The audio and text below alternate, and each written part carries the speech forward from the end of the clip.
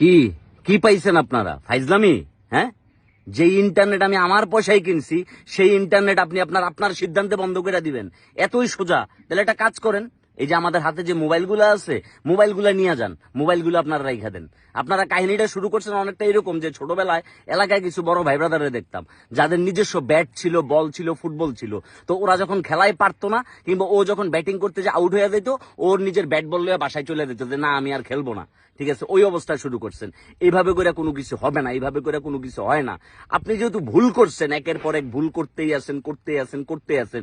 যখন জিনিসটাকে শুধরানোর সুযোগ ছিল, যখন জিনিসটাকে পরিষ্কার করার সুযোগ ছিল, তখন হচ্ছে কি আপনি পরিষ্কার করেন নাই। আর এখন আপনি একের পর এক ভুল আবারই করে যাচ্ছেন।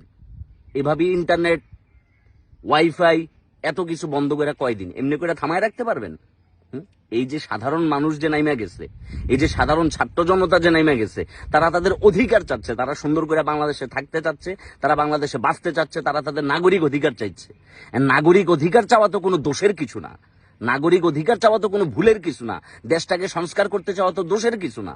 হ্যাঁ, আমি কোনো সহিংস কোনো কিছুর আমি হচ্ছে পক্ষে না, কিন্তু আমরা দিন শেষে বাঁচতে চাই। এই যে আমি আজকে ব্যবসা করতে পারতেছি না আজকে এতদিন ধরে, আমার রেস্টুরেন্টের স্টাফদেরকে আমার বেতন দিতে হচ্ছে এমনিতে, তা আমরা কি খেয়ে বাঁচবো? এগুলোর দায়ভার তো অবশ্যই আপনার, অবশ্যই আপনার এগুলোর দায়ভার।